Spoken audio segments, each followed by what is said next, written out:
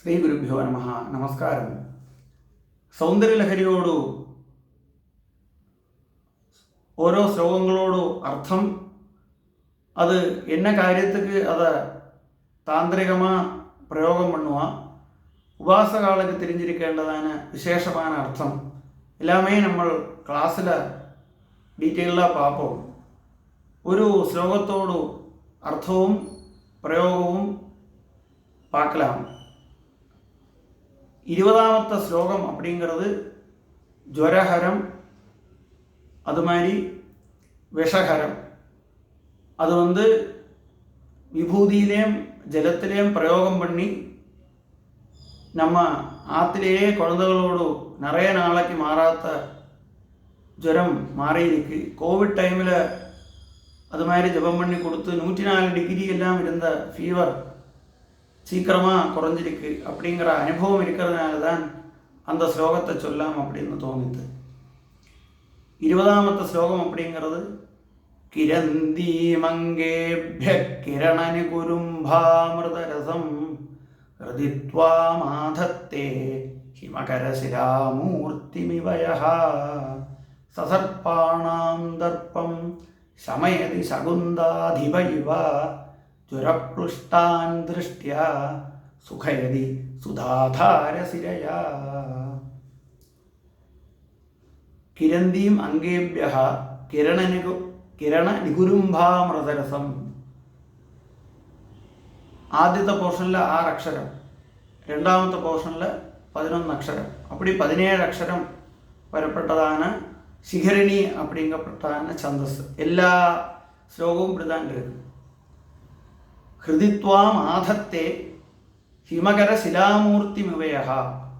அந்த ஹிருதயத்தில் அந்த ஹிருதித்வாம் அந்த அம்பாளை ஹிருதயத்தில் பிரதிஷ்டிச்சு எப்படி உள்ள அம்பாளாக இருக்கணும்? ஹிருதித்வாம் ஆதத்தே ஹிமகர சிலாமூர்த்தி மிவயஹா.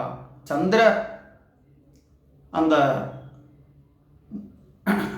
சந்திரகாந்தம் அப்படிங்கிறதான கல்லில் உண்டாக்கினதான ஒரு அம்பாளோட பிரதிமையை ஹிருதய கமலத்தில் பிரதிஷ்டிச்சு. அந்த சந்திரகாந்தம் அப்படிங்கிற கல் ரொம்ப அந்த கூலான அந்த ரேஸ் எமிட் பண்ணும். எல்லா அந்த கல்லுகளுமே ரேஸ் எமிட் பண்ணாலும் இந்த சந்திரகாந்தத்துக்கு பிரத்யேகதை உண்டு.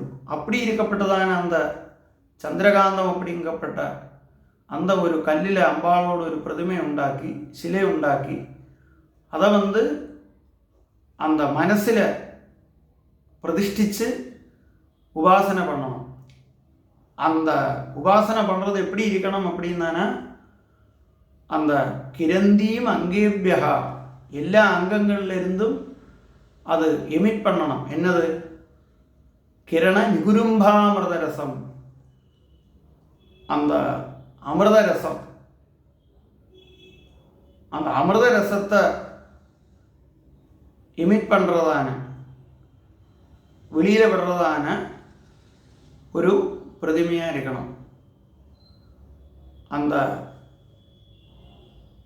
காந்தி சமூகத்திலிருந்து அதிலிருந்து அந்த விக்கிரகத்திலிருந்து பிரதான காந்தி சமூகம் அமிர்தரசத்தை வெளியில் விடுற மாதிரி இமேஜின் பண்ணி அந்த மாதிரி அந்த சந்திரகாந்தத்தில் உண்டாக்கினதான ஒரு பிரதிமையை மனசில் பிரதிஷ்டிச்சு பூஜை பண்ணி உபாசனை பண்ணி அதில் சித்தியான ஒரு உபாசகன். அந்த உபாசகன் எப்படின்னாக்கா சர்ப்பாணாம் தர்ப்பம் சமயதி சகுந்தாதிப இவா ജ്വരപ്ലിഷ്ടാൻ ദൃഷ്ടിയ. ആരാക്കുമോ ജ്വരത്തിനാല ബുദ്ധിമുട്ടുക, ആര് ജ്വരം ബാധിച്ച് കഷ്ടപ്പെടുறாளோ அந்த ஆளை இப்படி ஒரு உபாசகனோடு திருஷ்டிப்பட்டானாலே ജ്വരപ്ലിഷ്ടാൻ ദൃഷ്ടിയ സുഖയതി സുധാധാര സിരയ. அப்படி இருக்கப்பட்ட ஒரு உபாசகனோடு ஓரோ நரம்பிலிருந்தும் இந்த மாதிரி உள்ள ஒரு அந்த அமிர்த வருஷம் உண்டாகும். யத்பாவம் தத்பவதி. அந்த மாதிரி அமிர்த வருஷம் பிரதான ஒரு விக்கிரகத்தை மனசில் பிரதிஷ்டிச்சு ஆராதனம் பண்ணின ஒரு உபாசகன் சித்தி நேடினதுக்கப்புறம் அந்த உபாசகனோடு சரீரத்திலிருந்தே அந்த மாதிரி அந்த அமிர்த ரசம் பிரவகிக்கும்போ அப்படி இருக்கப்பட்டதான அந்த உபாசகன் வந்து ஆறு ஜுரம் பாதித்து கஷ்டப்படுறாளோ அவளை பார்க்கும்போதே அந்த திருஷ்டினாலே அவளோட ஜுரம் மாறும் அப்படின்னு அர்த்தம். இதில் வந்து ரொம்ப விசேஷமான அந்த மூணாமത്തെ வரி சர்ப்பாணாம் தர்ப்பம் சமயதி சகுந்தாதிப இவா. இந்த ரொம்ப விஷம் கூடினதான அந்த சர்ப்பத்தோடு அகங்காரத்தை சசர்ப்பானம் தர்ப்பம் அகங்காரத்தை வந்து அந்த பட்சிகளோடெல்லாம் அதிபனான சசர்ப்பானாம் தர்ப்பம் சமயதி அந்த அகங்காரத்தை வந்து ஆரி சமீபப்பான்னு கேட்டாங்கன்னா சகுந்தாதிப இவா. சகுந்தாதிப அப்படின்னா பட்சிகளுக்கெல்லாம் அதிபன், பட்சியோடெல்லாம் ராஜாவான அந்த கருடனை பார்த்த உடனே அந்த பாம்போடு அகங்காரம் சமிக்கும். எப்படி அந்த பாம்போடு அகங்காரம் சமிக்குமோ அதே மாதிரி இந்த உபாசகனோடு திருஷ்டி வந்த உடனே அந்த ரோகம் ஜுரவும் இல்லாமலும் சரீரத்தில் இருக்கிற எந்த விதமான இன்ஃபெக்ஷனும் எந்த விதமான அந்த அந்த பாதிப்பு விஷத்தினாலுள்ள எல்லா பாதிப்பும் இல்லாமல் இங்கே வந்து இந்த சசர்ப்பானாம் தர்ப்பம் அப்படின்னு ஏன் சொன்னா அப்படின்னு பார்த்தானா அந்த சர்ப்பம் அப்படிங்கிறது மூலாதாரத்தில் இருக்கிறதான அந்த குண்டலினி சக்தி தான். அந்த மூலாதாரத்தில் இருக்கிறதான குண்டலினி சக்தி குண்டலினாலே அது சுற்றி அப்படி இருக்கிறது அப்படின்னு அர்த்தம். அந்த சக்தி வந்து அந்த உபாசனை வழி ഓരോ ചക്രത്തെയും ഭേദിച്ച് സഹസ്രാര പത്മത്തിൽ പരമശിവനുമായിട്ട് യോജിக்கிறது அப்படிங்கிறது தான் அந்த ஸ்ரீவித்யோடைய தத்துவம்.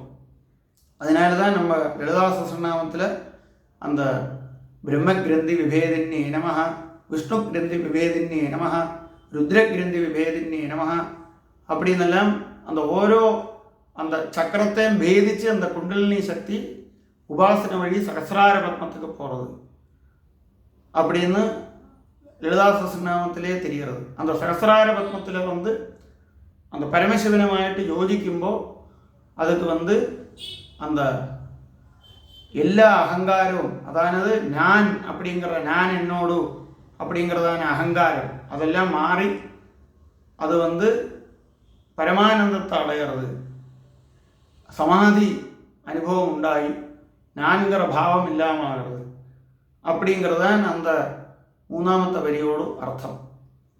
இப்படி விசேஷமான அர்த்தம் இதிலிருந்து நமக்கு தெரிஞ்சுக்க முடியும்.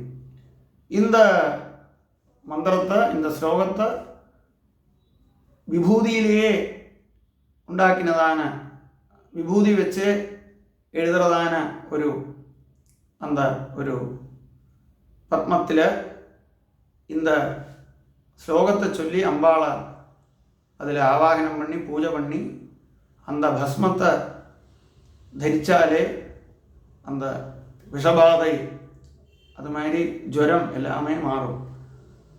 இதே அந்த யந்திரத்தை வந்து ஒரு സ്വർണത്തിലെയോ താമ്രത്തിലെയോ ചേർന്നതാണ് ഒരു அந்த ഒരു തട്ടിൽ എഴുതി അത് മോതിരത്തിൽ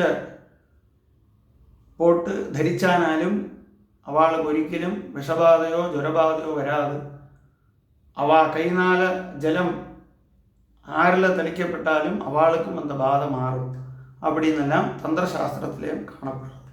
இந்த மாதிரி ഓരോ ശ്ലോകത്തോടും அர்த்தம் விசேஷ அர்த்தம் அதனோட பிரயோகம் அப்படிங்கிறது நம்ம இந்த கிளாஸில் பார்ப்போம்.